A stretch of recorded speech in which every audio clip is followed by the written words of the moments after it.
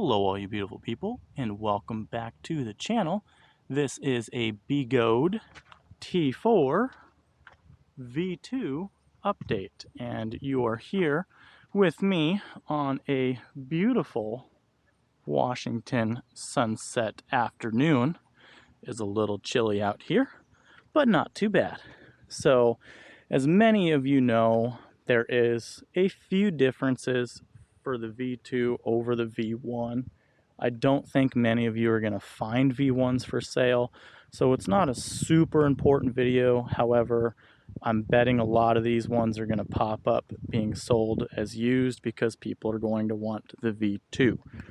So this is just a quick overview on the differences, what I see, and just my personal opinions on the changes with the wheel.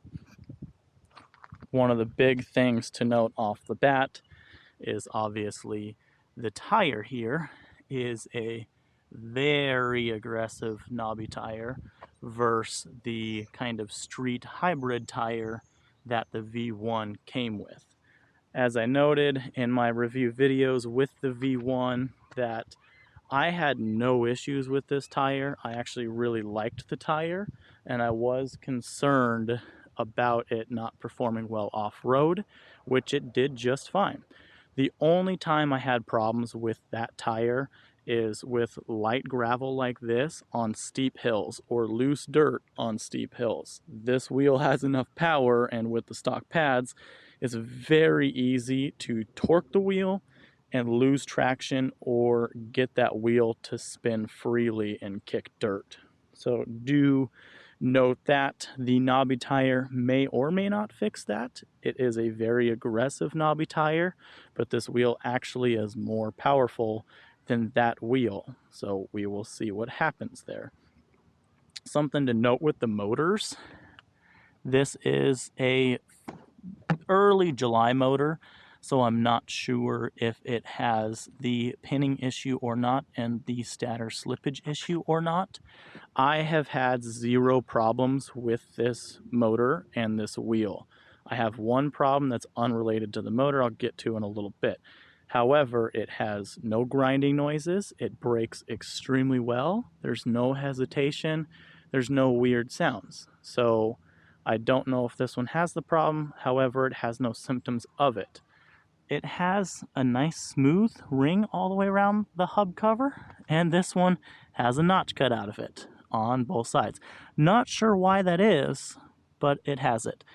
As you can see how clean the wheel is, I have not ridden this wheel yet. This is, I did verify it based off the serial number, I did post the picture earlier, a QS motor. So Alien Rides, thank you and shout out to them for getting me this wheel because I wanted to do a side-by-side for everybody, has been getting wheels ahead of everybody else and getting them out to the community, which is absolutely awesome. Thank you guys for that, and thank you for getting me this wheel. I'm super excited to test them side by side. Something else I want to note with the tires is, like with vehicles, you can get range differences. So I'm curious if the aggressive knobby tire is actually going to get less range than the street style hybrid tire. So I will be testing that, and I will be testing uphill, steep hill off-roading performances between the two, and I will snip the videos together. Not old reviews, but I'm going to take both wheels out for range tests again and take both wheels to that same Birds of Prey trail again. Another thing to note with the wheel is it has the M10-4 pedals, which a lot of you already know. They are not the greatest. The knobs that stick out, or spikes as people would call them, are flat and very rounded and smooth.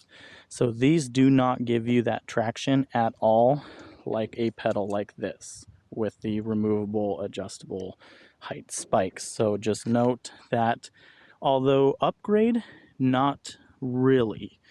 That V1 obviously has the old RS style pedals with the grip tape and the little rubber red inserts. So my opinion, I believe the wheels moving forward are going to come with this pedal and I am fine with that because I never really cared for those. These look much nicer. We all upgrade pedals, obviously, so it is what it is. I personally like the look of them. They are adjustable. Those ones are not adjustable, so you do get some perks and you lose a little bit of traction. On the suspension, I did miss in my video on the V1 that this ring was here. I showed you guys it, but you didn't see it actually on the suspension. That is where it is located, and if you fill the suspension, you cannot get that ring out. So do note you want to remove that before you fill the suspension. If you look from perspective, the V1 in the back looks much larger than the V2 other than height here, and that is due to the suspension being filled on this one and not being filled on this one. I have not had a chance to ride this yet. I just took it out of the box to show everybody, but you can see the gap here and that suspension travel and how little is here because the suspension is shrunk all the way. Other thing to note right up front is the wire loom for the motor cables going down. Black here, white on that. Same thing with the batteries. Black on the cables, white on these ones. So I know they did this for added protection, and supposedly they also did it for extra waterproofing. However, if you look down in there, it does end before that 90-degree turn, before it goes into the metal track there. So if water were to run along it, you would still potentially have, you know, no difference between that wire loom and the other one. However, the black does look nicer. People like it. I do prefer the white. Moving on, the only other difference besides that physically or outside the wheel is, I don't want to flip it over, on the back of this one here, the filler port for the shock, the cover for it actually has a Schrader tool in it to remove a Schrader valve, which is kind of nice because people like to throw slime in their tires, so you constantly have that on your wheel. If your Schrader valve came loose or, you know, the valve was leaking on your suspension, you have that, which is a nice feature. Other than those things, there is just performance characteristics difference. You know, there's the QS motor, which is supposed to be supplied and made by a better company over the standard one. And then this wheel has 18 MOSFETs instead of 12. So the V1 over there has 12 and the V2 has 18, which makes me super excited because personally, this wheel outperformed my S22 going up hills and off-road without a problem. It was easier to extract the power out of it. It performed a lot better. The pads are way better. And now that the V2 has 6 more MOSFETs, I could only imagine that this is going to beat the S22.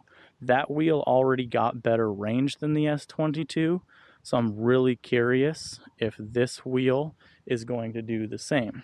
The 18 MOSFETs should allow you to pull more power easier, and it should actually make the wheel run more efficiently, so it might actually get slightly better range than the V1. I am going to range test the two, hill climb the two side by side, so I'm curious if the knobby will actually impact the range from the street style hybrid to this, because I know, you know, with cars it can impact mileage 5 to 10% depending on how the tire is. Other than that, the one thing I wanted to note on the V1 is the display went out. So it didn't take long, probably 50 miles or so, and it just intermittently works. You turn it on, sometimes it works, sometimes it doesn't.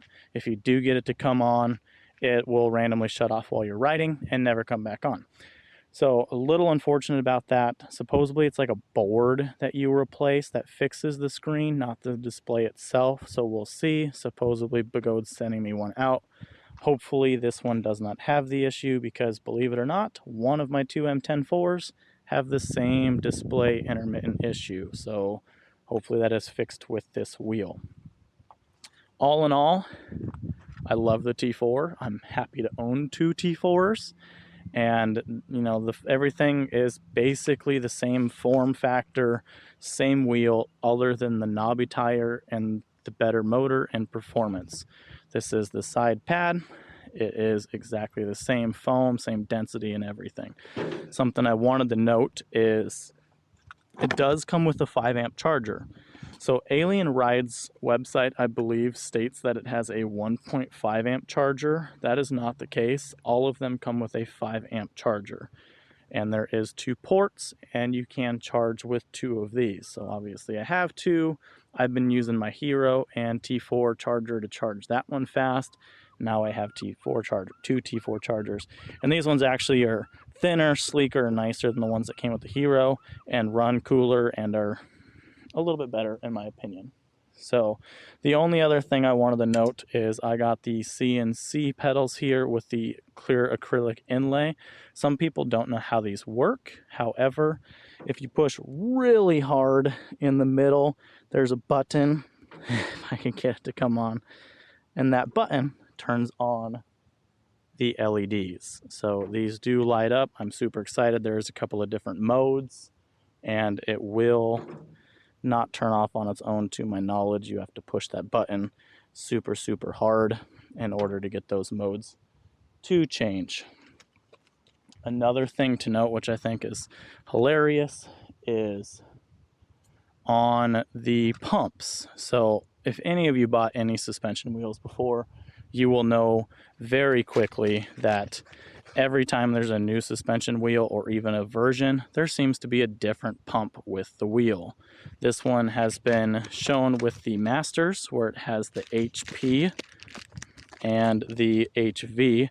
High volume and high pressure, I'm guessing, is what that stands for. I have not really looked over this at all.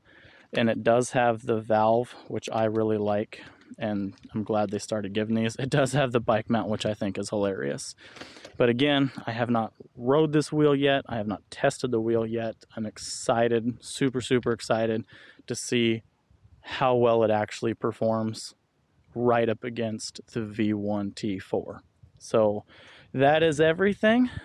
There's not much differences. I wanted to give my perspective in a very nice atmosphere and what I think of the new T4, and I hope that you guys all appreciate the insights, the video coverage, and everything I try to do for the community. The clips for the M10-4s, I'm going to try to get those posted on Thingiverse tonight. I know another fella did that, so if you need them printed, just let me know. I'll send them out. I'm trying to get, you know, help to everybody because there's quite a few people with issues with their M10-4s and that connector. But again, with the T4, this one has had no problems.